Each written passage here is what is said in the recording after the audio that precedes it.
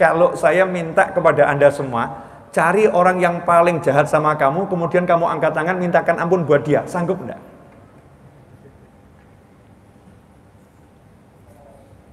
Kok diam semua kenapa ini?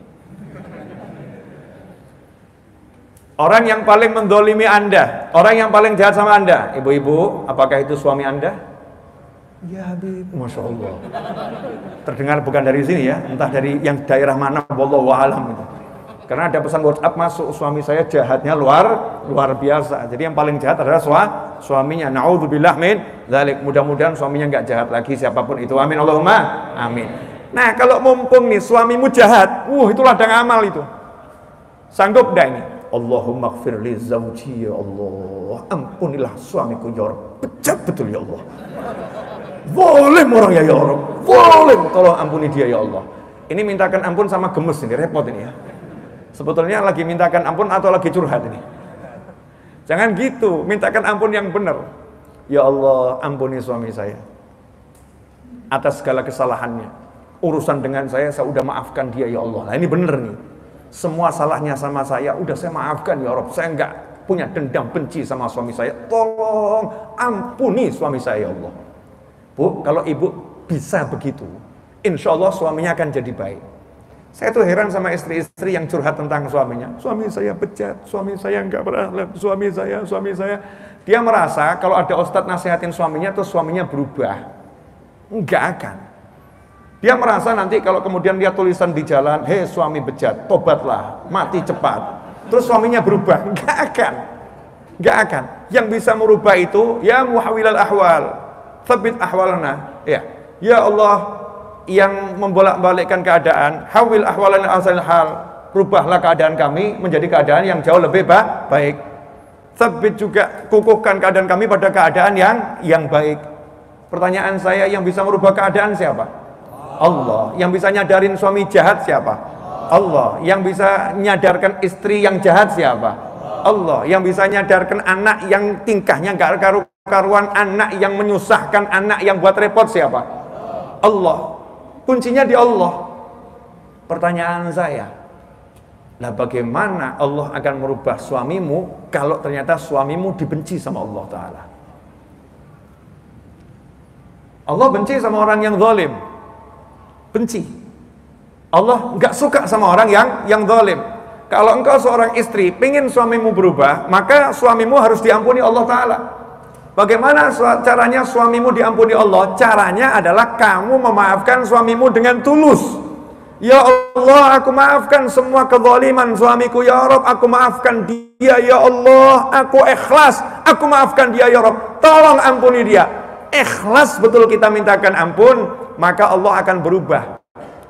Allah akan merubah suaminya yang tadinya itu dibenci sama Allah jadi dicintai Allah. Gara-gara apa? Doanya istrinya. Nah kalau suaminya dicintai sama Allah Subhanahu wa ta'ala, ya sama Allah dirubah dari keadaan yang buruk menuju keadaan yang baik. Sama juga istri.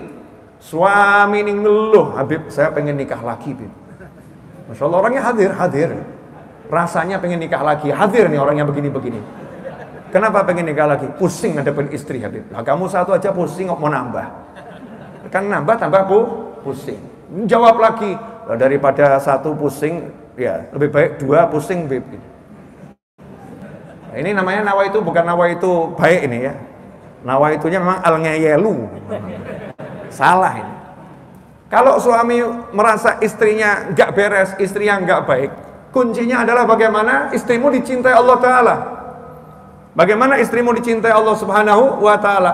Lah kalau istri ini berbuat jahat sama kamu, zalim sama kamu, buruk sama kamu nggak maafkan, istrimu ini dibenci Allah Ta'ala, nggak dapat ridhonya Allah. Lah kalau nggak dapat ridhonya Allah, dinasehatin 1000 ulama pun nggak akan masuk nasihatnya. Masuk kanan mental, nggak sempat masuk. Mental dia. Kenapa? Karena Allah udah nutup telinganya, Allah udah nutup pendengarannya, nggak bisa masuk karena Allah nggak ridho sama dia. Gimana caranya biar nasihat ini akhirnya masuk? Caranya dia mendapatkan ridho Allah. Bagaimana caranya beliau ini mendapatkan ridho Allah? Kuncinya adalah suaminya, karena kesalahannya sama suaminya. Maka suaminya lah yang mengikhlaskan, ya Rabb, aku maafkan semua salah istriku ya Allah. Tolong ya Rabb, ampuni dosa-dosanya.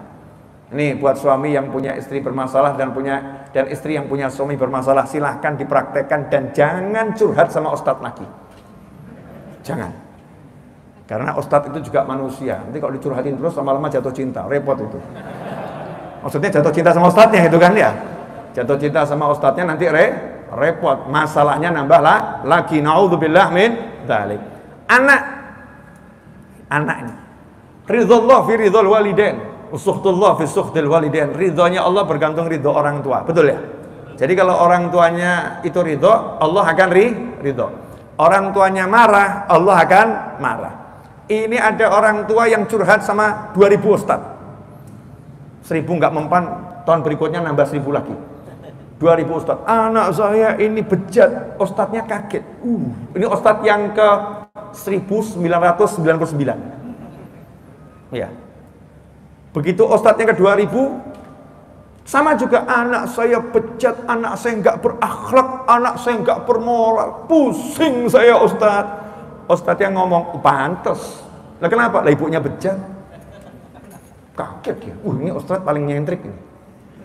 1999 ustadz saya datengin, nggak ada yang ngomong saya bejat. Baru ustadz yang nomor 1 ini ngomong pantes loh, ibunya bejat. Loh, ustadz kok gitu ngatain saya? Nggak ngatain, cuman memperjelas kalimat ibu. Ketika ibu bilang anak saya bejat, ya berarti ibunya bejat. Karena ibu yang baik tidak akan bejat-bejatkan anak. Ibu yang baik gak akan mengatakan anakku tak bermoral, gak akan seperti itu. Ibu yang baik akan menutup aibnya anak, gak akan curhatkan anaknya kepada 1999 ustadz keluh kesah tentang buruknya perilaku anak. Dan Bu, mohon maaf ya Bu, kalimat ibu itu doa. Jadi kalau ibu ngomong anak saya bejat, maka anak ibu diaminin malaikat sejagat raya. Amin, anaknya bejat. Nasihat saya nggak akan manfaat, tinggal di pesantren saya pun nggak akan merubah dia kalau ibu masih seperti ini. Apa yang harus saya lakukan? Nomor 1, ibu istighfar, minta ampun sama Allah Subhanahu wa ta'ala atas semua kalimat bejat yang pernah ibu ucapkan terhadap anak ibu, atas semua kalimat kasar yang pernah ibu sampaikan pada anak ibu. Minta ampun sama Allah, kemudian mintakan ampun untuk anakmu. Ya Allah, ampuni anak saya. Ya Allah, ampuni anak saya. Ya Allah, ampuni anak saya. Sebagaimana seorang anak mintakan ampun untuk orang tua pun hendaknya mintakan ampun untuk anak-anaknya.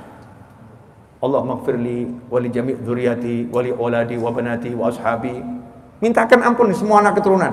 Biar apa? Kalau kita mintakan ampun anak keturunan, kita ridho sama anak kita, sayang sama anak kita, maka Allah juga akan sayang. Allah nggak akan marah.